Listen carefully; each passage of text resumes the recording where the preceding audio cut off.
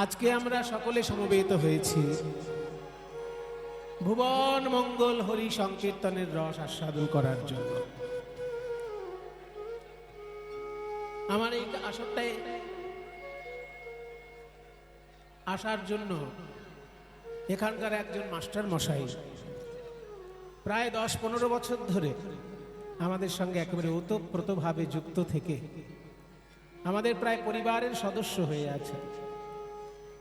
সেই মাস্টারমশাইকে কথা দেওয়া হয়েছিল যে এই গ্রামে আমরা আসব, কিন্তু এমন মহামারী চলে এলো, মহামারীর ভয়ঙ্কর রূপ এমনভাবে প্রকাশ পেল যে আমরা আর আসতে পারিনি। তারপর থেকেই ব্যস্ততার জন্য আসতে পারিনি, কিন্তু এইবারে ভগবানের ইচ্ছায় আমরা আপনাদের সামনে আসতে পেরেছি। ভগবানের কৃপায় গৌর গোবিন্দ গুণগাথা, গৌর ভক্তের গুণগাথা পরিবেশন করব। প্রায় 6 ঘন্টা ধরে কীর্তন শুনছি আমি, কিন্তু খুবই দুঃখের বিষয় যেটা দক্ষিণ 24 পরগনা বা সারা বাংলায় একটা দুঃখের পরিস্থিতি তৈরি হচ্ছে কীর্তন গানে। 6 ঘন্টার মধ্যে অন্তত পক্ষে 6টি বৈষ্ণব পদাবলী শোনা উচিত ছিল, কিন্তু দুঃখের বিষয় 6 ঘন্টা কীর্তন গান শুনলাম, একটাও বৈষ্ণব পদাবলী আমার কানে আসেনি।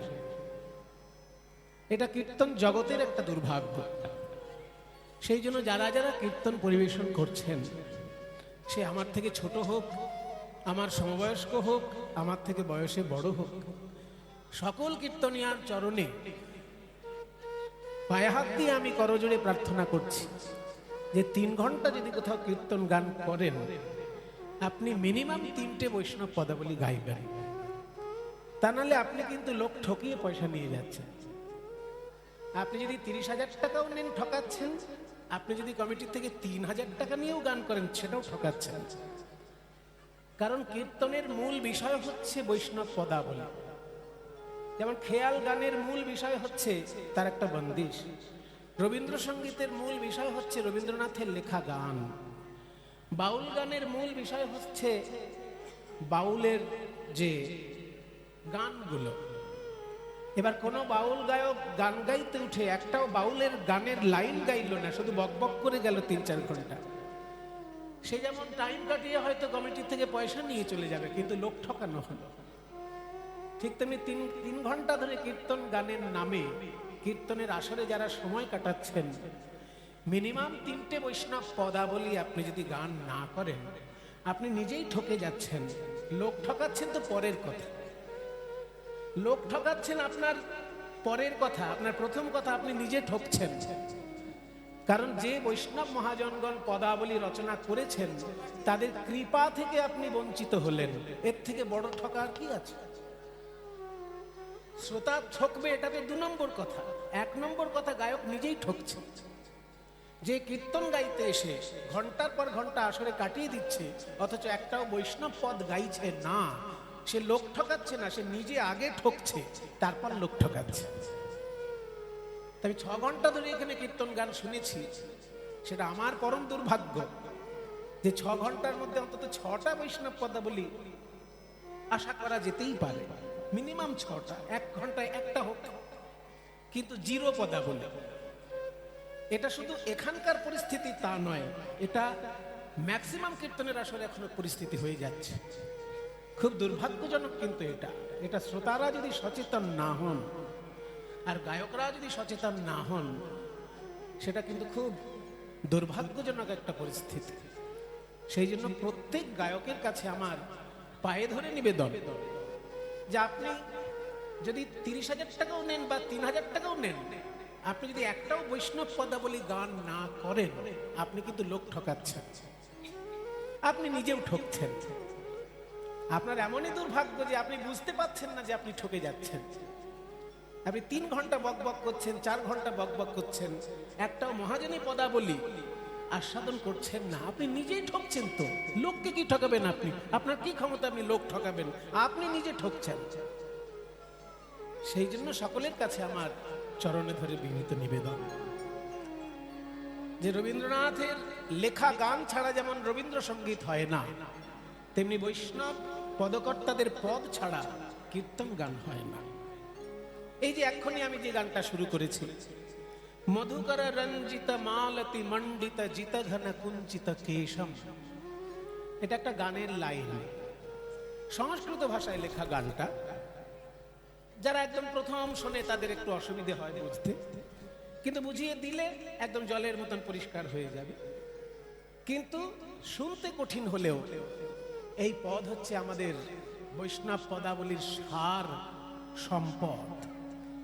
এই পদের লেখক হচ্ছেন যিনি, তিনি মহারাজা নন্দ কুমারের গুরু। মহারাজা নন্দ কুমারের নাম শুনেছেন তো? ব্রিটিশরা চক্রান্ত করে যাকে ফাঁসি দিয়েছিল, ব্রিটিশের চক্রান্তে যার ফাঁসি হয়েছিল সেই মহারাজা নন্দ কুমার, যিনি ব্রিটিশদেরকে একটা মূর্তি চুরি করে নিয়ে যেতে দেননি বলে তাকে ফাঁসি দেওয়া হয়েছিল। কিন্তু কারণ দেখানো হয়েছিল অন্য। ব্রিটিশরা একটা মূর্তি চুরি করে নিয়ে ইংল্যান্ডে যাবে ভাবছিল, সেটা উনি যেতে দেননি। মূর্তিটা কোথাকার? আপনাদের যদি কারোর আগ্রহ থাকে একবার দর্শন করে আসবেন। এইসব ঐতিহাসিক বিষয়ে না সাধারণ লোকের কোনো আগ্রহ নেই, এটাই খুব দুঃখের জনক জায়গা। লোকে পয়সা খরচা করে দীঘা বেড়াতে যায়, দার্জিলিং বেড়াতে যায়, কিন্তু ইতিহাসের জায়গা দেখতে যায় না। সাউন্ড হচ্ছে না, দেখো আবার বক্স লাগবে না তো, তুমি মাইক বাড়াও, আরো বাড়াও, আরো বাড়িয়ে দাও। হচ্ছে? এইবার চার কমিও না, কিছু ঘোরাঘুরি করো না, একভাবে রেখে দাও। আচ্ছা, আমাদের দুঃখের যে জায়গা, আমরা পয়সা খরচা করে দীঘা যাই, এবার ঠিক আছে বলছে, আর কিছু ঘুরিও না, এইরকম থাক। পয়সা হলে আমরা দীঘা যাই, দার্জিলিং যাই, কিন্তু ইতিহাসের জায়গাগুলো দেখতে যাই না। যেমন বাংলার শেষ রাজা, শেষ হিন্দু রাজা যিনি ছিলেন, বাংলার শেষ মুসলমান রাজার সম্পর্কে আমরা খুব জানি, সিরাজউদ্দৌলা। তার জায়গা দেখার জন্য, হাজারদুয়ারি দেখার জন্য আপনারা পয়সা খরচা করে যান, কিন্তু বাংলার যিনি শেষ হিন্দু রাজা ছিলেন তার কই খবর তো রাখি না। লক্ষণ সেনের ভিটে কজন দেখতে গেছেন? রাজা শশাঙ্কর ভিটে কজন দেখতে গেছেন বলুন আমাকে? পকেটে পয়সা থাকলেই হয় দীঘা, নয় দার্জিলিং, খুব জোর হাজারদুয়ারি। কিন্তু আপনার যেগুলো আসল ইতিহাস, সেগুলো দেখার জন্য খরচা করেছেন? যে বড় বড় প্রভাবশালী হিন্দু রাজা, রাজা লক্ষণ সেন, তার ভিটে দেখার জন্য কজন যায়? রাজা শশাঙ্ক, তার ভিটে মুর্শিদাবাদে আছে, গোকর্ণে, কজন যায়? এগুলো আমাদের জানা দরকার। ইতিহাস আমরা জানতে চাই না, আমরা হচ্ছি আত্মবিস্মৃতিতে ভরপুর আত্মঘাতী বাঙালি। এক্ষুনি যে কথাটি বললাম, মহারাজা নন্দ কুমার একটা মূর্তি চুরি করা আটকে ছিলেন, সেই রাগে ব্রিটিশরা তাকে ফাঁসি দিয়েছিল, কিন্তু কারণ দেখিয়ে দিয়েছিল অন্য, কারণ দেখিয়ে দিয়েছিল রাজদ্রোহিতার কারণ। কিন্তু তাদের আসল কারণ ছিল একটা মূর্তি চুরি করে তারা ইংল্যান্ডে নিয়ে যেতে চাইছিল, মহারাজা সেটা যেতে দেন। সেই মূর্তিটা কোথায় ছিল? বেনারসে ছিল। মূর্তিটা কার? মূর্তিটা হচ্ছে একটি কালী মূর্তি, এবং এই কালী মূর্তির পূজারী কে ছিলেন? স্বয়ং কংসের শ্বশুর মশাই। কংসের শ্বশুর মশাইয়ের নাম শুনেছেন তো? কংসের শ্বশুরের নাম কি? বাবা, কোথা থেকে কোথায় ইতিহাস চলে যাচ্ছে। কংসের বাপের নাম মনে রাখাই কঠিন, আবার তার শ্বশুর। কংসের শ্বশুরের নাম হচ্ছে জরাসন্ধ। জরাসন্ধের দুটি মেয়ে ছিল, অস্তি এবং প্রাপ্তি। এই দুটি মেয়ের সঙ্গে কংস রাজার বিয়ে হয়েছে। কাজেই কংস রাজার যিনি শ্বশুর জরাসন্ধ, তার বাড়ি ছিল বিহারে। লোকে যেখানে বেড়াতে যায়, জায়গাটির নাম হচ্ছে রাজগীর। বেড়াতে গেছেন তো রাজগীর? রাজগীর নামটা কেন? রাজগৃহ থেকে রাজগীর। কোন রাজার গৃহ? জরাসন্ধ রাজার গৃহ। সেই জরাসন্ধ রাজার সেবিত যে কালী মূর্তি, সেই এলাকাটা যখন ব্রিটিশরা দখল করেছিল, ওই কালী মূর্তিটা ব্রিটিশ মিউজিয়ামে রাখলে পরে সারা পৃথিবীর লোক দেখতে আসবে আর তাদের কাছ থেকে টিকিট কেটে পয়সা নেওয়া যাবে। এই তো তাদের ধান্দা। সবসময় ভারতকে নিয়ে তারা ব্যবসা করেছে। এখানকার মূর্তি চুরি করে নিয়ে গিয়ে ইংল্যান্ডে রাখবে আর সারা পৃথিবীর লোক সেই মূর্তি দেখার জন্য ইংল্যান্ডে যাবে, পয়সায় টিকিট কেটে তারা মিউজিয়ামে মূর্তি দেখবে। এই ধান্দার জন্য তারা মূর্তিটা, সেই জরাসন্ধের সেবিত কালী মূর্তি চুরি করে রেখে দিয়েছিল বেনারসে। রাজগীর থেকে মূর্তি চুরি করে বেনারসে লুকিয়ে রেখেছিল ইংরেজরা, ইংল্যান্ডে নিয়ে যাবে। এই খবর জানতে পেরে রাজা মহারাজা নন্দকুমার সঙ্গে সঙ্গে লোকজন পাঠিয়ে ওই ইংরেজদের কাছ থেকে ওই মূর্তিটা হাত ছিনিয়ে নেয়। ছিনিয়ে নিয়ে বেনারস থেকে গঙ্গায় করে সেই মূর্তি নিয়ে আসে মুর্শিদাবাদে। এখনো সেই মূর্তি ওই মুর্শিদাবাদেই আছে। তার নাম হচ্ছে আকেলাপুর। সেইখানে জরাসন্ধের সেবিত মায়ের মূর্তি এখনো বিরাজ করছে, আকালপুর। সেখানে মা কালী এখনো বিরাজ করছেন। অদ্ভুত মূর্তি, ওই রকম মূর্তি আমি জীবনে কোথাও দেখিনি। আমার তো এগুলো আগ্রহের জায়গা, এগুলো আমার ভালোবাসার জায়গা। লোককে শুধু বকবক করে টাইম কাটাবো তা নয়, নিজে দেখে এসে তারপর বলবো। এটা ছিল আমার জীবনের একটা সংকল্প। বকবক করে টাইম কাটানো নয়, নিজে দেখে এসে জেনে এসে অভিজ্ঞতার কথা বলো। সেটার লোকে মূল্য দেবে, লোকেরও উপকার হবে। যারা শুনবে তারাও একবার পারলে দেখে আসবে। সেই আকালপুরে যে মায়ের মূর্তিটি আছে, সেই মূর্তিটির রূপ কেমন জানেন? বসে থাকা কালী মূর্তি। সব জায়গায় কালী মূর্তি দেখবেন শিবের বুকের উপর দাঁড়িয়ে আছে, তাই না? শিবের বুকের উপর মা দাঁড়িয়ে আছেন, চারটে হাত। চারটে হাতে কি কি আছে? সদ্যশ্চিন্ন শিরো খড়গ বামাধর্ত করাম্বুজাম ভয়ং বরদং চৈব দক্ষিণোদ্ধ্বাদ পাণিগা। বাংলায় বললে কি দাঁড়ায়? সদ্যশ্চিন্ন। সদ্য মানে এক্ষণি, বলে না সদ্যজাত শিশু, মানে এক্ষণি জন্মেছে এমন শিশু, তাকে বলে সদ্যজাত শিশু। তেমনি সদ্যশ্চিন্ন মানে এক্ষণি কাটা হয়েছে এমন মুন্ডু। এক্ষণি কাটা হয়েছে এমন একটা মুন্ডু মায়ের বাঁ হাতের নিচের দিকে ঝুলবে। সেই জন্য বলছে সদ্যশ্চিন্ন শির এবং খড়গ। বাঁ দিকের নিচের হাতে থাকবে মুন্ড, উপরের হাতে থাকবে খড়গ। মা কালী সদ্যশ্চিন্ন শির খড়গ বামাধোর্ধ করাম্বুজাম। বাম অধ ঊর্ধ্ব, একদম ভেঙে ভেঙে বুঝে নেবেন। বাম অধ ঊর্ধ্ব মানে বাঁদিকের দিকে নিচে এবং উপরে একটা কাটা মুন্ড এবং খড়গ। আর ডান দিকে কি থাকবে? অভয়াং বরদাং চৈব দক্ষিণোদ্ধ্বাদ পাণিকা। ডান দিকের যে দুটো হাত মায়ের, তার মধ্যে উপরের হাতে থাকবে অভয় মুদ্রা, নিচের হাতে থাকবে বর মুদ্রা। অভয় মুদ্রা কেমন না? 5টা আঙুলকে সোজা করে রাখা, এই যে অভয় মুদ্রা। তোমাদের কোনো ভয় নেই, আমি আছি, মা বলছেন। সেই জন্য ডান দিকের উপরের হাতটা অভয় মুদ্রা।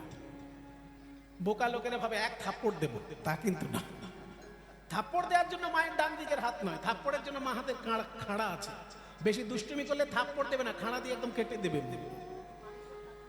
দুষ্টুমি করো না মায়ের কাছে। বেশি দুষ্টুমি করলে ওই খাড়া দিয়ে মুন্ডু কেটে দেবে মা, থাপ্পড় টাপ্পড় মারবে না।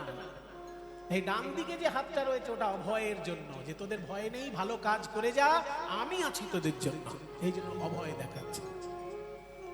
আর নিচের দিকের যে হাতটা সেটা হচ্ছে বর মুদ্রা। বর মুদ্রা মানে আশীর্বাদ করার জন্য যে ভঙ্গিটা থাকে, আশীর্বাদ করার জন্য এই বুড়ো আঙুলটা অনামিকার গোড়ায় ঠেকাতে হয়। 4টে আঙুলের মধ্যে ছোট আঙুলটার পাশের আঙুলটার নাম অনামিকা। এই অনামিকা আঙুলের গোড়ায় বুড়ো আঙুলটা ঠেকালে যে হাতের ভঙ্গি হয় তাকে বলে বর মুদ্রা, মানে আশীর্বাদ দেওয়ার জন্য যে মুদ্রা।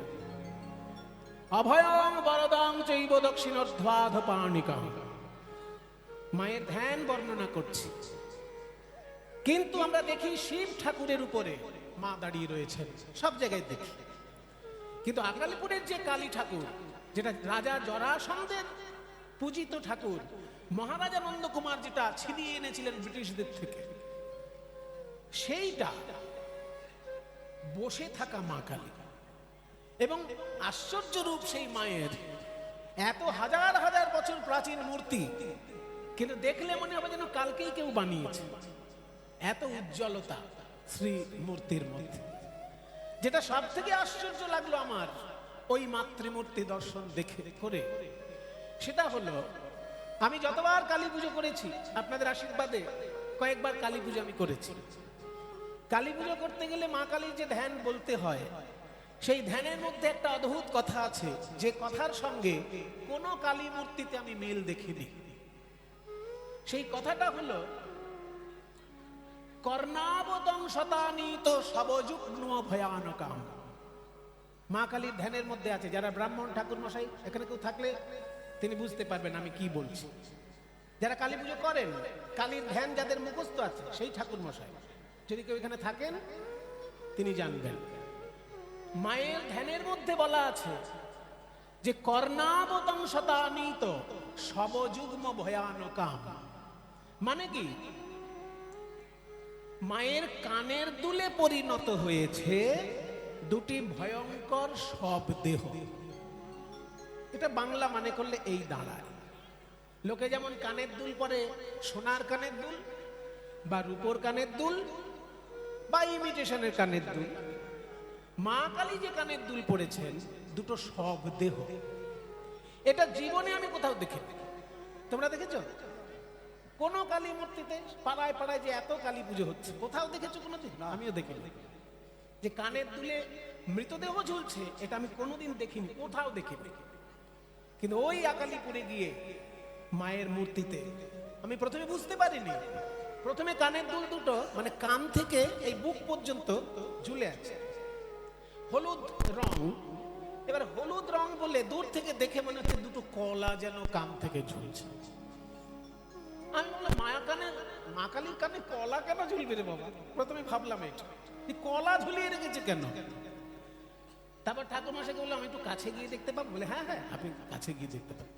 কাছে গিয়ে যখন দেখলাম কলা নয়, দেখতে দূর থেকে আমার মনে হচ্ছিল যেন দুটো ওই কাঁঠালি কলা ঝুলছে, কিন্তু তা নয়। কাছে গিয়ে দেখলাম যে উল্টো সব দেহ, উল্টো সব দেহ দুটো এই কান থেকে বুক পর্যন্ত, এদিকে একটা এদিকে একটা ঝুলছে, দুটো সব দেহ ঝুলছে।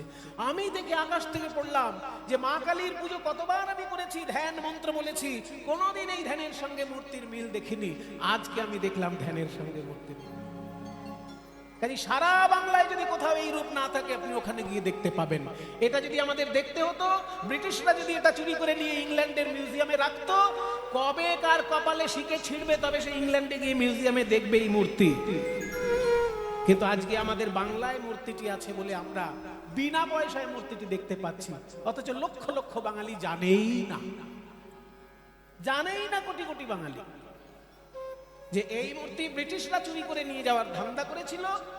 মহারাজা নন্দকুমার সেই ধান্দা আটকে ছিল এবং এই মূর্তি স্বয়ং রাজা জরাসন্ধ পুজো করেছিলেন, যেটা ধ্যানের সঙ্গে, মা কালীর শাস্ত্রীয় ধ্যানের সঙ্গে হুবহু ভাবে মিলে যায়। তাই দেখেছি মায়ের কানের দুলে সব দেহ ঝুলছে, মায়ের কানে সব দেহ ঝুলছে। এটা আপনারা ওখানে গেলে দেখতে পাবেন। সেই মহারাজ নন্দকুমারের যিনি বৈষ্ণব গুরু ছিলেন, মহারাজ নন্দকুমারের দুজন গুরু ছিলেন, একজন বৈষ্ণব গুরু ছিলেন আর একজন তান্ত্রিক গুরু ছিলেন। তান্ত্রিক গুরু কে ছিলেন সেটা আমি এখন বলতে পারবো না, কিন্তু বৈষ্ণবাচার্য গুরু যিনি ছিলেন তিনি হচ্ছেন রাধা মোহন ঠাকুর। আর এই রাধা মোহন ঠাকুর হচ্ছেন শ্রীনিবাস আচার্যের বংশধর। শ্রীনিবাস আচার্যের নাম শুনেছেন তো? এসব বেসিক জিনিসগুলো সবার জানা দরকার, তা নাহলে কীর্তন শুনে খালি খালি গল্প শুনে চলে গিয়ে কোনো লাভ নেই। এগুলো বাংলার ইতিহাস। চৈতন্য মহাপ্রভুর নামে একজন পাগল হয়ে গেছিল, শুধু নাম শুনেই পাগল হয়ে গেছিল। তার নাম হচ্ছে চৈতন্য দাস। সেই চৈতন্য দাসের যে পুত্র তার নাম হচ্ছে শ্রীনিবাস আচার্য। সেই শ্রীনিবাস আচার্য মানে মহাপ্রভুর নামে পাগল হয়ে গেছিল বলে মহাপ্রভু তাকে বলেছিলেন, তুমি আমার নামেই পাগল হয়ে গেছো, এত ভালোবাসো আমায় যে আমার সন্ন্যাস নিয়ে নাম হয়েছে শ্রীকৃষ্ণ চৈতন্য। ওই শ্রীকৃষ্ণ চৈতন্য নাম শুনে সে শুধু চৈতন্য চৈতন্য চৈতন্য চৈতন্য সারা দিন রাত চৈতন্য চৈতন্য করতে করতে পাগল হয়ে গেছে। তাই মহাপ্রভু তাকে ভালোবেসে বলেছিলেন, তুমি আমাকে এত ভালোবাসো যে আমার নামে তুমি পাগল হয়ে গেছো, তাই তোমার স্ত্রীর গর্ভে আমি পুত্ররূপে জন্ম নেব। এসব ইতিহাস প্রত্যেকটি কীর্তন অনুরাগী মানুষের এগুলো জানা দরকার। যে মানুষটি মহাপ্রভুর নাম শুনে পাগল হয়ে গেছিলেন, সেই লোকটির ছেলে মহাপ্রভু নিজে বলেছেন যে আমি তোমার স্ত্রীর গর্ভে পুত্ররূপে জন্ম নেব। যে ছেলেটি জন্ম নিয়েছিল তার নামই শ্রীনিবাস আচার্য, আর সেই শ্রীনিবাস আচার্যের বংশধর এই রাধামোহন ঠাকুর, যিনি এই সংস্কৃত পদটা লিখেছেন, যে গানটা আমি শুরু করেছি। আপনারা একটুখানি চিত্রটা চিন্তা করুন। একটা জমিদার বাড়িতে গান হচ্ছে, জমিদার বাড়িতে শ্রাদ্ধ বাড়িতে গান হচ্ছে। এই চিত্রটা আপনারা একটুখানি মনে মনে চিন্তা করুন। গান গাইছেন তখনকার যুগের একজন বড় কীর্তনিয়া, বৈষ্ণব পদাবলী গাইছেন, সংস্কৃত পদ। সেই সংস্কৃত পদের লেখক হচ্ছেন রাধামোহন ঠাকুর। রাগ দেশ, তাল দুঠুকি। রাগ দেশ কেমন? রে রে মা মা পা মা পা মা পদ মা গে রে, রে নি দা নি পদ মা প মা পদ মা গে রে, রে মা পা নি নি নি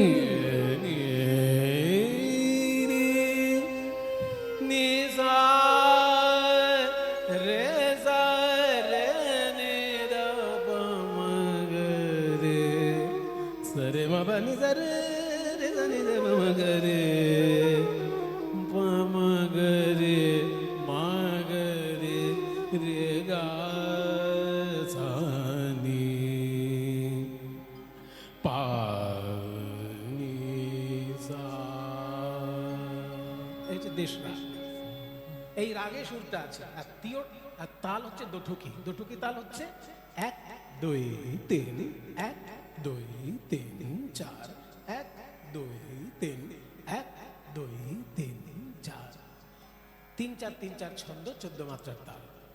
মধুকর রঞ্জিত মালতি মণ্ডিত জিত ঘন কুঞ্চিত কেশম। শ্রাদ্ধ বাড়িতে গান হচ্ছে, জমিদার বাবুর শ্রাদ্ধ। জমিদার বাবু মারা গেছে। জমিদার বাবুর স্ত্রী ভাবলেন আমার স্বামীর সম্পত্তি রেখে আমি কি করব, দুঃখী দরিদ্রের মধ্যে বিলিয়ে দেবো, আর আমার স্বামীর শ্রাদ্ধটা একটু বড় করে করব। ব্রাহ্মণ বৈষ্ণব সেবা করবেন, গ্রামের লোক খাবে। 10টা গ্রাম নিমন্ত্রণ করে দিয়েছে। 10টা গ্রামে বলে দেওয়া হয়েছে 3 দিন ধরে তোমরা শুধু দিন রাত আমার ওখানে খাবে, কারোর বাড়িতে রান্না হবে না। 10টা গ্রামের লোক জমিদার বাবুর শ্রাদ্ধে 3 দিন ধরে খাওয়া দাওয়া করছে, আর বড় কীর্তনিয়ার কীর্তন হচ্ছে। কীর্তনিয়া গাইছেন। কীর্তনিয়ার কিন্তু একটা শর্ত আছে। বড় কীর্তনিয়াদের অনেক শর্ত থাকে, তো তাদের মধ্যে একটা শর্ত তিনি বলেছেন, দেখুন জমিদার গিন্নিমা, আপনি কিন্তু ভাববেন না যে পয়সা দিয়ে আপনি আমাকে চাকর এনে গান করাচ্ছেন। আপনার স্বামীর আত্মার শান্তির কামনায় আমি গান করব, কাজেই আপনাকে কিন্তু বসে শুনতে হবে। আপনি এরকম ভাববেন না যে কীর্তনীকে পয়সা দিলাম আর ও ধেই করে নিচে বাড়ি চলে যাবে, না। আপনার স্বামীর আত্মার শান্তির জন্য গান হচ্ছে, সেই গান আপনিও মন দিয়ে শুনবেন। আপনার প্রজারা তো শুনবেই, আপনিও শুনবেন। জমিদার গিন্নি বললেন, ঠিক আছে বাবা, তোমার গান আমি শুনবো, তুমি করো। গ্রামের বৈষ্ণব গান বলেছেন যে আমাদের ওই বড় কীর্তনীকে আনার মতন ক্ষমতা নেই গিন্নিমা, আপনার স্বামীর তো অনেক পয়সা ছিল, আপনি দয়া করে ওনাকে এনে গান শোনান। তাই জমিদার গিন্নি ব্যবস্থা করেছেন বড় কীর্তনিয়ার। আর বড় কীর্তনিয়া তো ছোট ছোট গান গাইবে না, ওই জন্য সংস্কৃত পদে গান গাইছে। মধুকর রঞ্জিত মালতি মণ্ডিত জিত ঘন কুঞ্চিত কেশম। মানে কি? মানে হচ্ছে মহাপ্রভুর কেশরাশির কি অপূর্ব শোভা। দেখুন কথাটা শেষ হচ্ছে কেশম দিয়ে, জিত ঘন কুঞ্চিত কেশম। কেশমটা আসল জায়গা। এই লাইনটার ব্যাখ্যা করতে গেলে উল্টো দিক দিয়ে ব্যাখ্যা করতে হবে, কেশম থেকে শুরু করতে হবে।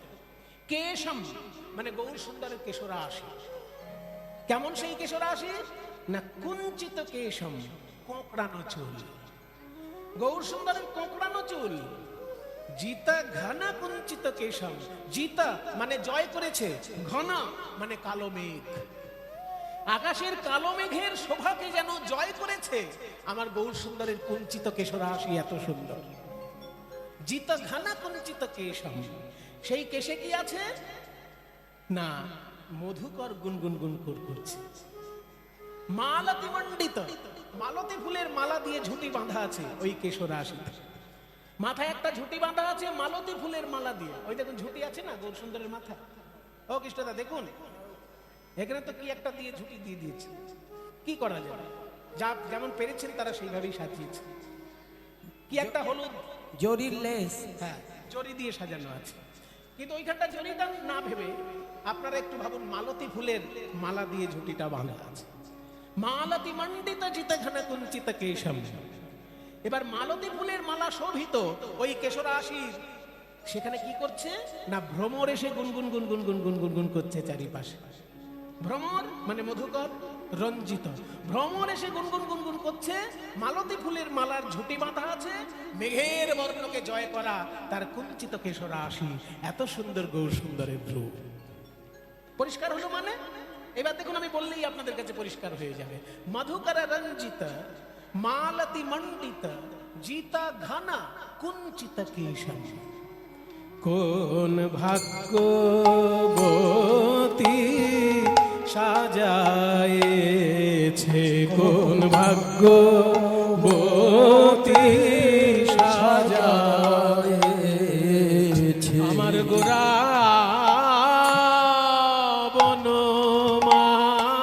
বনমালীকে, কোন ভাগ্যবতী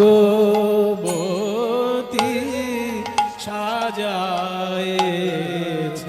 আমার গোরা বনমালীকে। ওই মল্লিকা মালতী দামে আমার গোরা বনমালীকে। ওই মল্লিকা মালতী চৌবন খোলবাচ্ছে আমার গোরা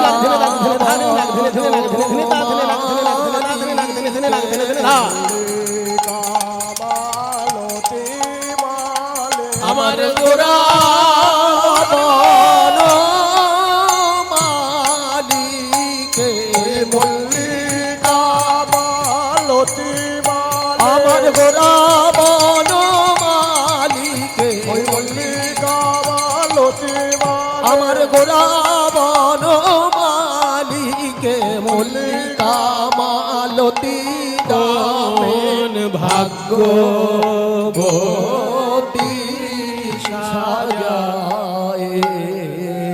সাজায়েছে। মধুকর রঞ্জিত মালতী মণ্ডিত জিত ঘন কুঞ্চিত কেশম। এটা হলো গানের প্রথম লাইন। এবার গানের দ্বিতীয় লাইন। ও গিন্নিমা, আপনার স্বামী পরলোক গমন করেছেন, আপনি যদি এই গান শোনেন আপনার স্বামীও আকাশ থেকে দেখবেন যে আমার স্ত্রী আমার আত্মার শান্তি কামনায় 10টি গ্রামবাসীকে খাওয়াচ্ছে এবং মন দিয়ে ভগবানের গুণগান শুনছে, তিনিও আনন্দ পাবেন। গানের দ্বিতীয় পংক্তিটা কি না গৌর সুন্দরের তিলকটি কেমন? তিলক বিনিন্দিত শশধর রূপক যুবতী মনোহর বেশম। তিলক, তিলকটা বিনিন্দিত শশধর, যেন আকাশের চাঁদকে নিন্দা করছে। যুবতী মনোহর বেশম, নদিয়া নাগরিকগণের মন হরণ করে নিচ্ছে গৌর সুন্দরের এত সুন্দর রূপ। অন্তরা সুর। তিলক বিনিন্দিত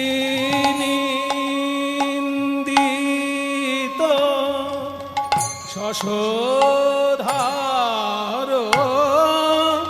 রূপক তিলক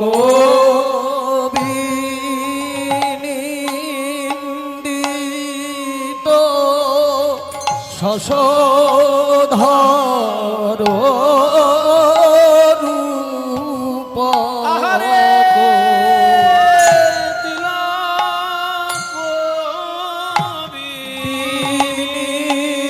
বিনিন্দিত হরিচন্দনে সাজায়েছে তিলক বিনিন্দিত হরিচন্দনে সাজায়েছে ওই হরি বলা হরি গান খানি হরি চন্দন লুতানি সাজায়েছে হরি বলা বদন খানি হরি চন্দন সাজায়েছে হরি বলা বদন খানি হরি চন্দন সাজায়েছে হরি বলা বদন খানি হরি চন্দনে সাজায়েছে ওই হরি বলা বদন খানি চন্দনে সাজায়েছে ওই হরি বলা বদন খানি চন্দনে সাজায়েছে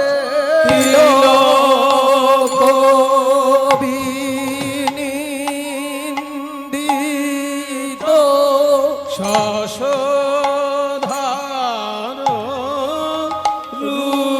রূপক যুবতী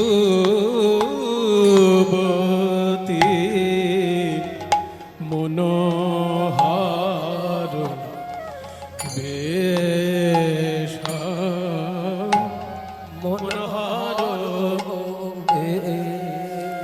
যুবতী ভুলিবে না কেন যুবতী ভুলিবে না কেন ওই রূপ দেখে কত মুনি ঋষি কাঁদিতেছে যুবতী ভুলিবে না দেখো দেখো কত মুনি কত পুরুষ কাঁদিতেছে গোরার মোহন রূপে নয়ন দিয়ে কত পুরুষ কাঁদিতেছে জয় রূপ সনাতন ভট্ট রঘুনাথ শ্রীজীব গোপাল ভট্ট দাস রঘুনাথ কত এই ছয় গোসাইয়ের করি চরণ বন্দন যাহা হইতে বিঘ্ন নাশ অভীষ্ট পূরণ এই ছয় গোসাই ওই রূপে নয়ন দিয়ে কাঁদছে দেখো কত আর নদিয়া নাগরিক কাঁদবে পুরুষ কাঁদিতেছে হে গৌর তোমার হলাম বলে কত পুরুষ কাঁদিতেছে তোমার হলাম বল দেখো কত পুরুষ কাঁদিতেছে কত পুরুষ কাঁদিতেছে প্রভু হে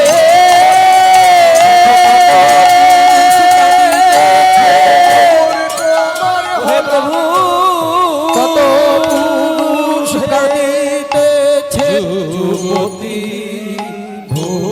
ভুলিবে না কেন তাহলে আপনারা বুঝতে পারলেন গানের দুটো লাইন গাইলাম এখন পর্যন্ত, 3 নম্বর লাইন এখনো গাইনি।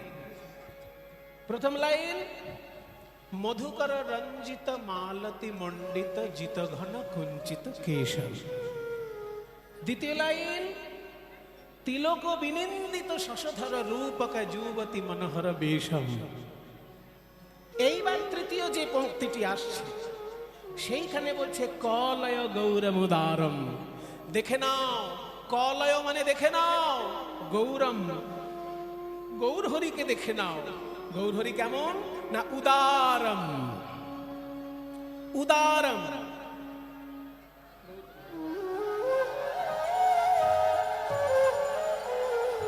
তাই গৌরহরি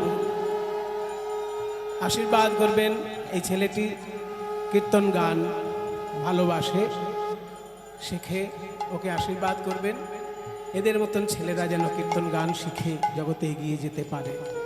নিতাই গৌর প্রেমানন্দে হরি বল। সৌভিক ওর নাম। তাহলে যুবতী মনোহর বেশম গৌর সুন্দর দেখতে কেমন? কলয় দেখে নাও। গৌরম উদারম, এতক্ষণ তার রূপ বলা হলো, এবার গুণ বলা হচ্ছে উদারম, মানে গোলকের প্রেম ধন এই ভুলোকে দাঁড়ে দাঁড়ে তিনি বিতরণ করলেন। তাই উদার গৌর হরি, এমন দয়া সিন্ধু করুণা সিন্ধু আর পাবে না। সখী কলয় গৌর মুদারম, সখী কলয় গৌর মুদার কলয়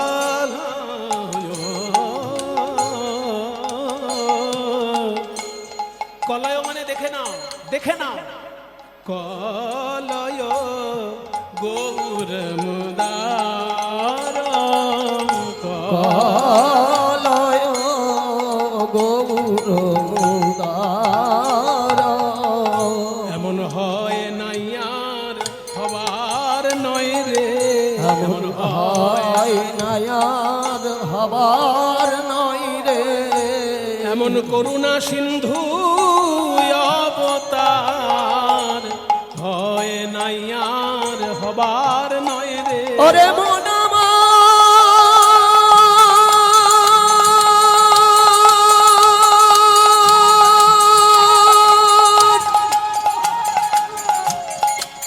রে মন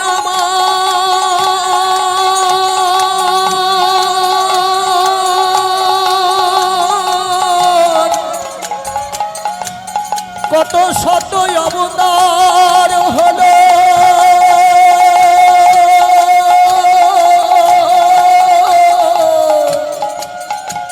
আমার গোড়ার মতো এমন প্রেমের অবতার হয় নাই। ওরে মন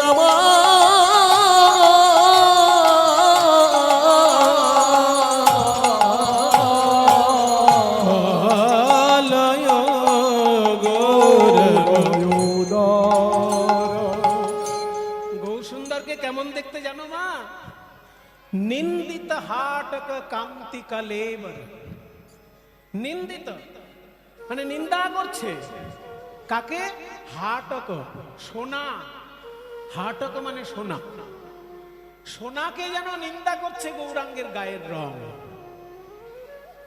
সোনা যেমন উজ্জ্বল হলুদ বর্ণ, গৌর সুন্দরের গায়ের রংটা উজ্জ্বল হলুদ বর্ণ, কিন্তু সোনাকে যেন নিন্দা করছে গৌরাঙ্গের রূপ। কেন না? সোনাকে ডেকে ডেকে বলছে, ওরে সোনা, লোকে তোকে ভালোবাসে কেন জানিস? তুই একটা দামি ধাতু, সেই জন্য। কিন্তু দামি ধাতু হলে কি হবে? তোর অনেক দোষ আছে। তোর একটাই শুধু গুণ, তুই দেখতে ভালো, এছাড়া আর কোনো গুণ নেই তোর। কিন্তু তোর দোষ অনেক। সোনার কি কি দোষ? সোনা হচ্ছে শক্ত ধাতু, যে কোনো সময় ক্ষতি করতে পারে। মায়েরা কিছু মনে করবেন না, অনেক মায়েরা আছেন ভারী ভারী কানের দুল পরে। আমার অনেক টাকা আছে, আমি কেন দেখাবো না লোককে? সেই দেখাতে গিয়ে সমস্যা হয় কি জানেন? ভারী সোনার কানের দুল পড়তে পড়তে এই কানের পাতাটা কেটে দু টুকরো হয়ে যায়। আমি অনেক মা জননীকে দেখেছি যে ভারী সোনার দুল পড়েছে বলে কানের পাতা কেটে দু টুকরো। তাহলে সোনার কানের দুল পড়লে কানের পাতা কেটে দু টুকরো হয়ে যাচ্ছে, কিন্তু গৌর সোনাকে যদি কেউ হৃদয়ে ধারণ করে, তার হৃদয় কি দু টুকরো হয়ে যায়? বরং আমি জোর করে বলতে পারি, সংসারের ঘাত প্রতিঘাতে কারোর যদি হৃদয় ভেঙে টুকরো টুকরো হয়ে থাকে, সে যদি হাগর প্রাণ, মাইক বেশি ঘোরাঘুরি করো না গো, একরকম রাখো না, মাইক বেশি ঘোরাঘুরি করো না, খ্যান খ্যান করছে। কেন ঘোরাতে গেলে তুমি আবার? কানের দুল ভারী পড়লে কানের পাতা কেটে দু টুকরো হয়ে যায়, কিন্তু গৌরাঙ্গ সুন্দরকে যদি কেউ হৃদয়ে ধারণ করে, তার হৃদয় কি কেটে দু টুকরো হয়ে যায়? বরং জোর গলায় বলতে পারি, যদি সংসারের ঘাত প্রতিঘাতে কারোর হৃদয়ে টুকরো টুকরো হয়ে থাকে, সে হা গৌর প্রাণ গৌর বলে কাঁদলে পরে তার ভাঙা হৃদয় জুড়ে যায়, ভাঙা হৃদয় জুড়ে যায় গৌর হরির যদি কৃপা হয়। তাই শোনা, তুই গৌরাঙ্গের সঙ্গে নিজেকে মিলাতে আসিস না। নিন্দিত হাটক কান্তি কলে বড়, নিন্দিত হাট বলে কাঁচা সোনা আমি কিসে বাগুনি, কাঁচা সোনা সোনায় আমি কিসে বাগনি। এই যে লাখো বানো হে মজিনী, লাখো বানো হে মজিনী মানে কি? সোনাকে যদি একবার খাদমুক্ত করা হয় তাকে বলে একবার বান। কোন সোনাকে যদি 10 বার খাদমুক্ত করা হয় তাকে বলে 10 বান। কোন সোনাকে যদি 100 বার খাদমুক্ত করা হয় তাকে বলে 100 বান। তেমনি 1,00,000 বার যদি সোনাকে খাদমুক্ত করা হয় তার যে উজ্জ্বলতা বেরোবে তার থেকেও গৌর সুন্দরের অঙ্গ উজ্জ্বল। তাই বলছে লাখো বানো হে মজিনী, যে লাবণী আমার গৌরাঙ্গ রূপে। ওই লাখো বানো হে মজিনী, লাবণে আমার গৌরাঙ্গ রূপে, ওই লাখো বানো হে মজিনী, লাবণে আমার গৌরাঙ্গ রূপে, ওই কাঁচা সোনায় আমি কিসে বাগনি। ও নিন্দিত হাটক ও কান্তি কলে বড়, গর্বে তোমার কুমার,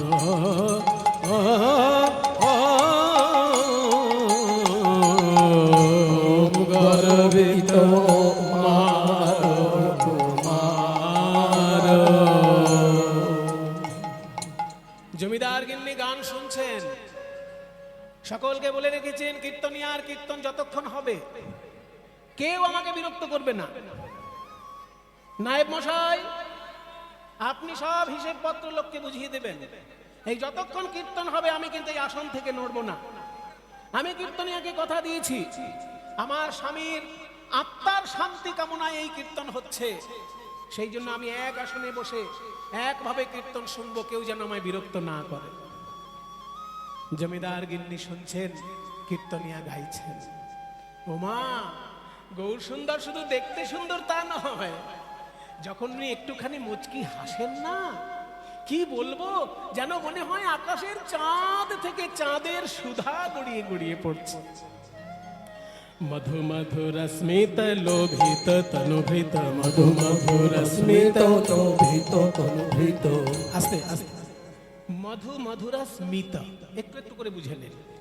মধু মধুরা মানে মধুর মতো মধুময়, তার মিষ্টি হাসি। স্মিত মানে মিষ্টি হাসি, মুচকি হাসি। হাসির তো অনেক ভাগ আছে, এই যে এটা একটা হাসি,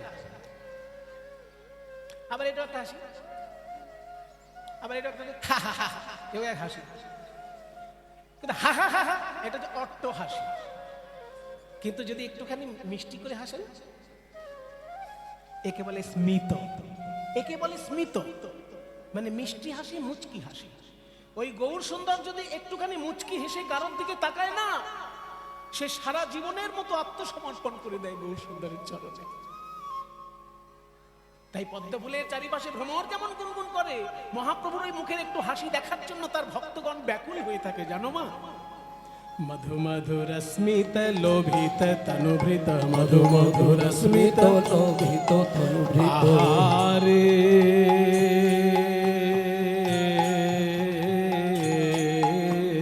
মধু মধুর স্মিত লোভিত তনুভৃত, অনুপম ভাব বিলাস, অনুপম ভাব বিলাস। অনুপম মানে উপমা দেওয়া যায় না, অনুপম উপমা দেওয়া সম্ভব নয়। গৌর সুন্দরের ভাব এমন, বলি তুলনা নাই রে, তুলনা নাই রে, ওই নবভাব বিলাসের তুলনা নাই রে, ওই নবভাব বিলাসে, মহাভাব নিধি প্রভুর আমার নবভাব বিলাসে, ভাব নিধি নবভাব বিলাসে, ভাবে নিধি নবভাব বিলাসে ভাবিনী প্রভু তুলনা নাই রে অনুপম ভাব বিলাস নিজ রব রাগ বিমোহিত আরে মানস নব নিজ রাগ বিমোহিত মানস বিকথিত গদ গদ ভাষম বিকথিত গদ গদ ভাষ গদ গদ ভাষা বলে গদ গদ ভাষা গৌরবের ভাবে বিভোর হয়ে গদ গদ ভাষা বলে গৌরবের ভাবে বিভোর হয়ে গদ গদ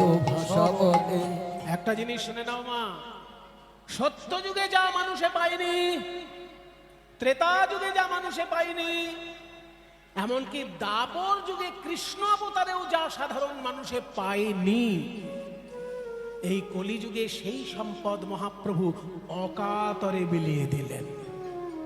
সেটা কি জানো? ওই গোলকের প্রেম ভান্ডার থেকে প্রেম সুধা এনে কলিজীবের কাছে অকাতরে বিলিয়ে দিলেন গৌর হরি। পরমা কিঞ্চন কিঞ্চন নরগণ, পরমা কিঞ্চন কিঞ্চন নরগণ করুণা বিতরণশীল, করুণা বিতরণশীল পরমা কিঞ্চন, পরম অকিঞ্চন। পরম মানে শ্রেষ্ঠ, আর অকিঞ্চন মানে যার কিছু নাই, অর্থাৎ নিঃস্ব।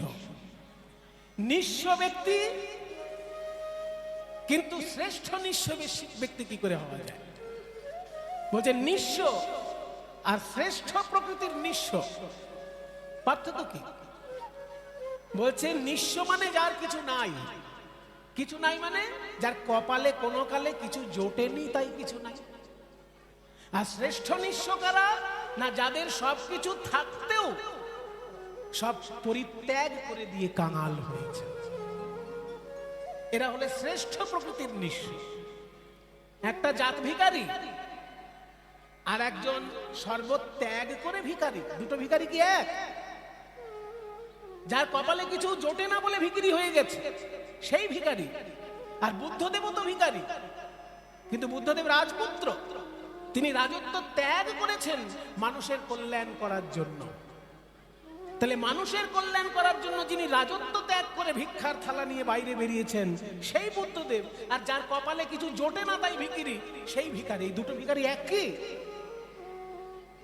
একজনের কপালে কিছু জোটে নাই বলে নিঃস্ব, আর একজন সর্বস্ব ত্যাগ করে নিঃস্ব। কাজে দুটো নিঃস্ব এক নয়।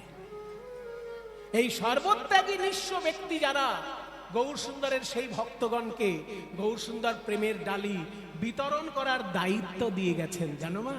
পরমা কিঞ্চন কিঞ্চন নরগণ, পরমা কিঞ্চন কিঞ্চন নরগণ করুণা বিতরণশীল, করুণা বিতরণশীল এইবার পদকর্তার নাম বলবো। কীর্তন গানের এটা নিয়ম, যারা জানেন তাদেরকে বলছি না, যারা জানেন না তারা শুনে নিন। কীর্তন গানের একটা নিয়ম হলো, কীর্তন গানের মধ্যে যখন পদকর্তার নাম বলা হবে তখন পদকর্তার উদ্দেশ্যে একটা প্রণাম করতে হবে। গায়ক শ্রোতা সবাই প্রণাম করবে। তার কারণ কি? আজকে কোনো কীর্তনিয়া কীর্তন শুনে ভালো লাগলে আপনি তাকে 500 টাকা পুরস্কার দিতে পারেন, কিন্তু যার লেখা গান সে গাইছে সে তো 300 বছর আগে মারা গেছে, তাকে আপনি 500 টাকা দিতে পারবেন? চণ্ডীদাসকে 500 টাকা দিতে পারবেন? জয়দেবকে 500 টাকা দিতে পারবেন? জ্ঞানদাস, গোবিন্দ দাস এদেরকে 500 টাকা দিতে পারবেন? পারবেন না। সেই জন্য তাদের উদ্দেশ্যে শুধু ভক্তিপূর্ণ প্রণাম। এত সুন্দর পদ, ওই জন্য যখনই কীর্তন গান হবে, কীর্তন গান যিনি লিখেছেন সেই পদকর্তার নাম যখন বলা হবে তার উদ্দেশ্যে গায়ক এবং শ্রোতা সবাই প্রণাম। এই গানটি যিনি লিখেছেন আগেই নাম বলেছি, আবার বলছি, তিনি হলেন মহারাজানন্দ কুমারের গুরুদেব শ্রী শ্রী রাধা মোহন ঠাকুর। এই রাধা মোহন ঠাকুরের নামটা এবার বলবো, আপনারা সবাই প্রণাম করবেন। ক্ষোভিত দুর্মতি রাধা মোহন, আরে ক্ষোভিত দুর্মতি রাধা মোহন, আরে ক্ষোভিত, ক্ষোভিত মানে দুঃখিত। এখানে ক্ষোভিত মানে দুঃখিত। আমি বড় কষ্ট পাচ্ছি ভাই। আমার পূর্বপুরুষ শ্রীনিবাস আচার্য, তার বাবা ছিলেন গৌরাঙ্গ মহাপ্রভুর পার্ষদ, কিন্তু আমি তো গৌরাঙ্গ মহাপ্রভুর লীলা দেখতে পেলাম না। দুর্ভাগ্য দুঃখী যে চোখের সামনে গৌরাঙ্গ মহাপ্রভুর লীলা দেখতে পেলাম না, এর থেকে আর কি দুঃখ আছে?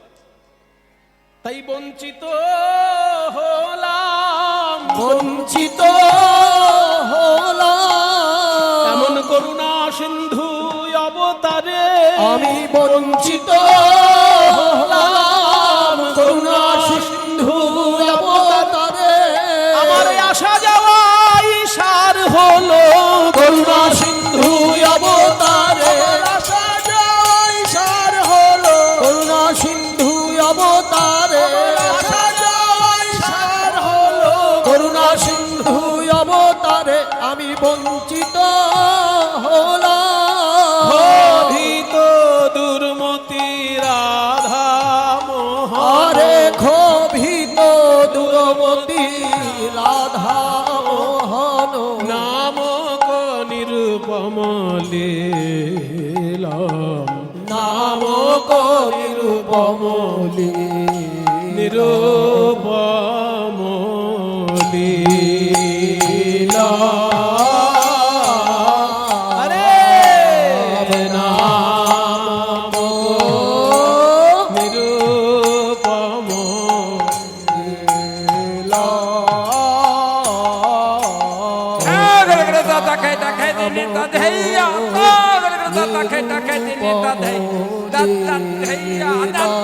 নামক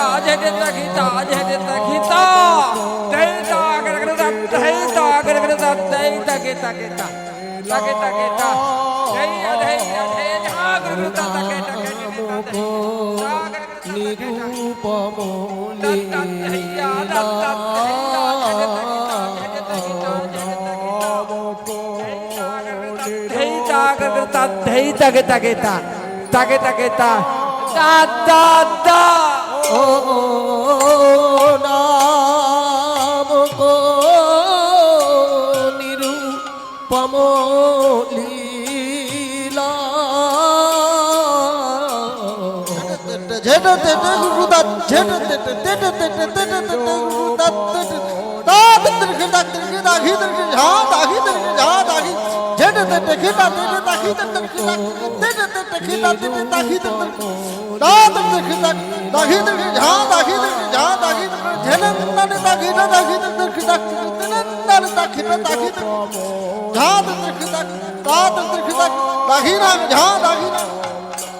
ও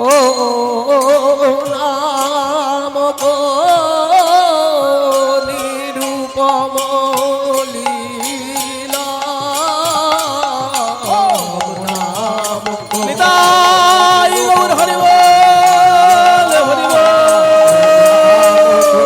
নিরূপম লীলা নামক নিরূপম লীলা নামক নিরূপম লীলা নামক নিরূপম লীলা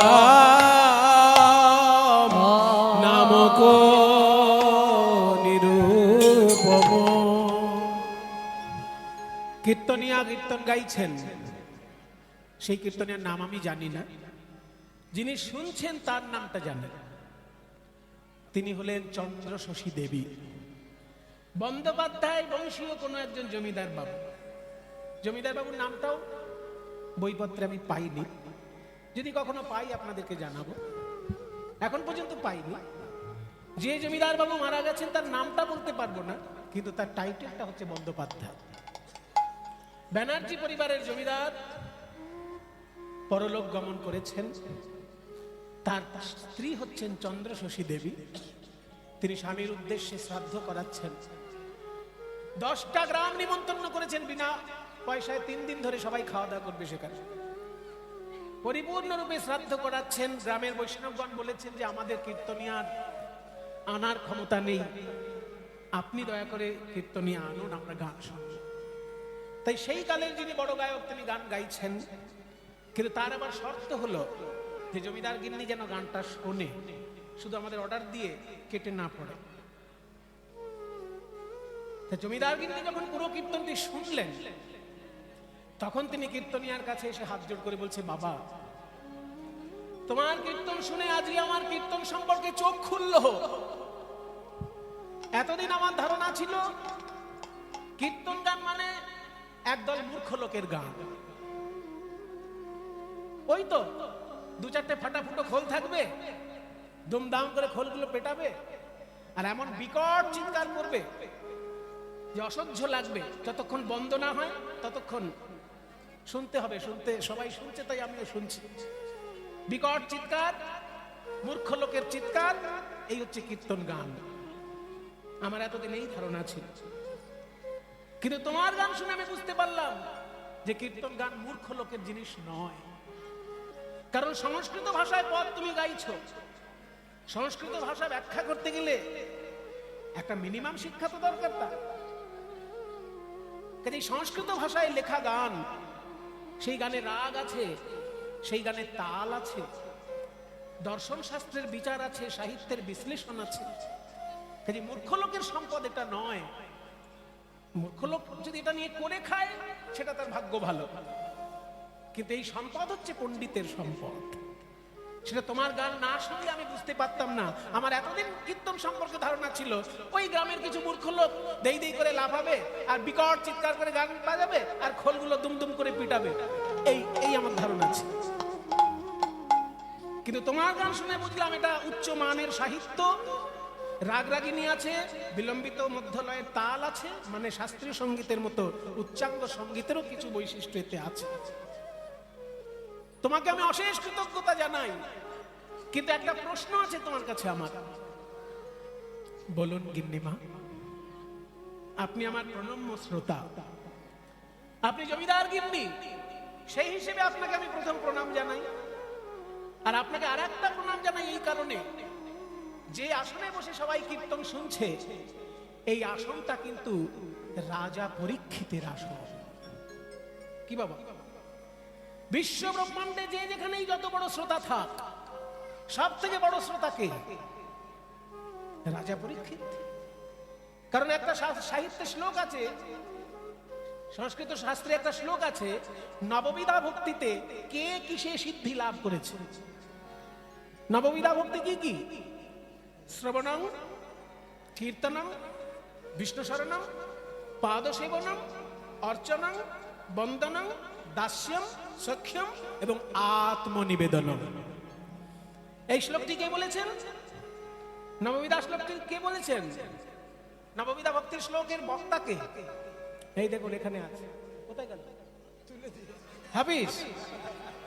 পেছনে একটা ছবি ছিল, তার মধ্যে 12 জন বৈষ্ণবাচার্যের ছবি ছিল। আমি কোন একটি আসরে 12 জন বৈষ্ণবাচার্যের নাম বলেছিলাম।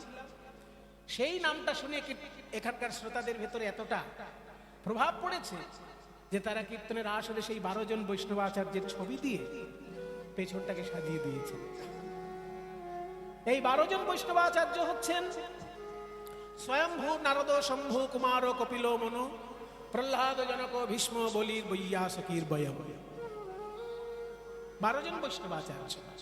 স্বয়ংভূ মানে ব্রহ্মা, নারদ মানে নারদ মুনি, শম্ভু মানে শিব ঠাকুর। স্বয়ংভূ, নারদ, শম্ভু। কুমার মানে ব্রহ্মার পুত্র সনত কুমার। কপিল, যার জন্য গঙ্গাসাগরের মেলা হয়, সেই কপিল মুনি। মনু, সূর্যপুত্র যে বৈবস্বত মনু, সেই মনু মহারাজ। প্রহ্লাদ, হিরণ্যকশিপুর পুত্র দৈত্যরাজ যে প্রহ্লাদ, তিনিও একজন বৈষ্ণবাচার্য।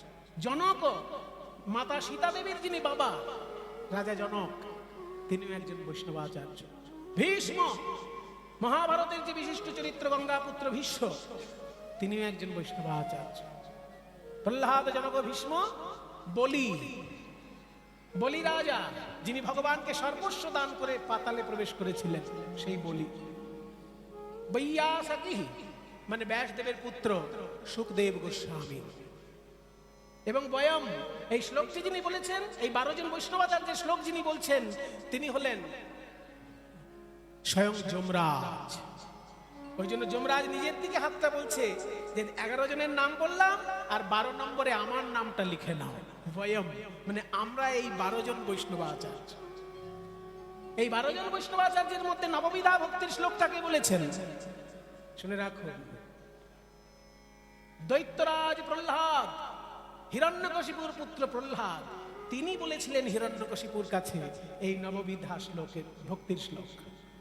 শ্রবণাং কীর্তনং বিষ্ণু স্মরণং পাদ সেবনম অর্চনং বন্দনং দাস্যম সখ্যম আত্মনিবেদনম ইতি পুংসার্চিত বিষ্ণু ভক্তিশ্চন্নবলক্ষণা ক্রিয়তে ভগবতী অধ্যা তন্মন্যেধিতমোত্তমম। এই দুটো শ্লোক প্রহ্লাদের মুখের শ্লোক। সেইখানে যে নববিধা ভক্তি বলা হয়েছে আর তার মধ্যে কোন ভক্তিতে কে সিদ্ধি লাভ করেছে তার উপর একটা শ্লোক আছে। কোন ভক্তিতে কে সিদ্ধি লাভ করেছে? প্রথম হচ্ছে শ্রবণ। শ্রবণে সিদ্ধি লাভ করেছে কে? রাজা পরীক্ষিত।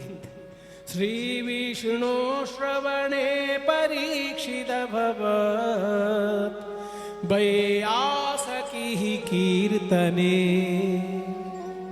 কীর্তনে সিদ্ধি লাভ করেছেন কে? ব্যাসদেবের পুত্র সুখদেব গোস্বামী।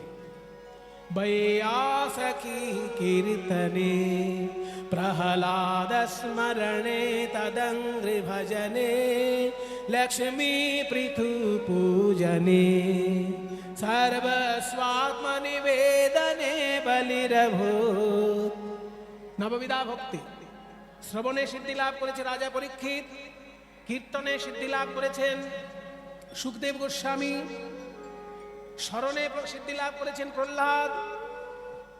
শ্রবণং কীর্তনং বিষ্ণু স্মরণম পাদ সেবন, চরণ সেবায় সিদ্ধি লাভ করেছেন মা লক্ষ্মী, যিনি এখনো চরণ সেবা করে চলেছেন। অর্চনম, পূজায় সিদ্ধি লাভ করেছেন পৃথু মহারাজ, পৃথু। বন্দনম, বন্দনায় সিদ্ধি লাভ করেছেন কে? প্রহ্লাদ মহারাজ। শ্রবণং কীর্তনং বিষ্ণু স্মরণং পাদ সেবনম অর্চনং বন্দনম দাস্যম সর্বস। ও বন্দনে অক্রূর, বন্দনায় সিদ্ধি লাভ করেছিলেন অক্রূর। শ্রীমদ্ ভাগবতে দেখবেন অক্রূরের মুখে একটা সুন্দর স্তব আছে। ওই জন্য বন্দনায়, স্মরণে সিদ্ধি লাভ করেছে প্রহ্লাদ আর বন্দনায় সিদ্ধি লাভ করেছেন অক্রূর। অক্রূরস্ত্বভিবন্দনে কপিপতির দাস্যেথ সখির্জুন। অক্রূর সিদ্ধি লাভ করেছিলেন বন্দনায়, আর দাস্য ভক্তিতে সিদ্ধি লাভ করেছিলেন হনুমান দাস্যে। সখ্য ভক্তিতে সিদ্ধি লাভ করেছে অর্জুন, সখ্যেত অর্জুন। আর আত্মসমর্পণে বলি মহারাজ। সর্বস্বাত্ম নিবেদনে বলিরভূত কৃষ্ণাপ্তিরে সাংপরম। কাজী গিন্নিমা, আপনি দুটো প্রণাম পাবেন। এক প্রণাম পাবেন আপনি গিন্নিমা হিসেবে, জমিদার গিন্নি হিসেবে, আর দ্বিতীয় প্রণাম পাবেন আপনি রাজা পরীক্ষিতের আসনে বসেছেন। শ্রোতার আসনে যারা বসবে, কীর্তনিয়া কখনো সাধারণ শ্রোতা তাদেরকে মনে করবে না। কীর্তনিয়া ভাববে আমার সামনে যারা বসে আছেন এরা রাজা পরীক্ষিতের প্রতিনিধি। তাহলে সে উল্টো পাল্টা বকতে পারবে না, উল্টো পাল্টা কথা তার মুখ দিয়ে বেরোবে না। যদি একবার কেউ ভাবতে পারে যে আমার সামনে বসে আছে রাজা পরীক্ষিতের প্রতিনিধি, আর যদি কীর্তনিয়া ভাবে যে আমার সামনে যদু মধু হরিদাস বসে আছে, তাহলে যা খুশি তাই বকে যাবে। কিন্তু কীর্তনিয়া যদি একবার ভাবতে পারে মনে প্রাণে যে সামনে যারা বসে আছে এরা দেখতে সাধারণ মানুষ, কিন্তু এনারা সবাই রাজা পরীক্ষিতের প্রতিনিধি। তাই মা, আপনাকে আমি দুবার প্রণাম জানাই, জমিদার গিন্নি হিসেবে এবং রাজা পরীক্ষিতের প্রতিনিধি হিসেবে। আপনি কি যেন জানতে চাইছিলেন? জমিদার গিন্নি বলছে আপনার কাছে আমি একটা জিনিস জানতে চাই বাবা। এই যে গৌরাঙ্গ মহাপ্রভুর তুমি বন্দনা করলে, এই যে গৌরাঙ্গ মহাপ্রভুর রূপের বর্ণনা দিলে, ইনি কে? ইনি কি কোনো মহাপুরুষ নাকি? শুনুন মা, সাধারণ লোকের কাছে ইনি একজন মহাপুরুষ, কিন্তু বাংলার বৈষ্ণবগণের কাছে ইনি হচ্ছেন রাধা গোবিন্দের মিলিত তনু। যত দেবদেবী আছে সব দেবদেবীর শীর্ষে বসে আছেন শ্রীকৃষ্ণ। ঈশ্বর পরম কৃষ্ণ সচ্চিদানন্দ বিগ্রহ অনাদিরাদি গোবিন্দ সর্বকারণ কারণম। তিনি হলেন আদির অনাদি শ্রীকৃষ্ণ, আর তার আনন্দিনী শক্তি হচ্ছে রাধা। এই রাধা কৃষ্ণের মিলিত তনু গৌরাঙ্গ মহাপ্রভু কলিযুগে আমাদের উপাস্য সর্বশ্রেষ্ঠ দেবতা। জয়নিতাই, এই কীর্তনের সেবার জন্য এনারা কমিটির ভক্তগণ ভিক্ষার আঁচল নিয়ে আপনাদের কাছে গেছে। যে যেমন পারবেন প্রাণ ভরে ওই ভিক্ষার আঁচলে দান করবেন। গৌর গোবিন্দ সেবার জন্য প্রাণ ভরে ওই ভিক্ষার আঁচলে দান করবেন। নিতাই গৌর প্রেমানন্দে হরিব।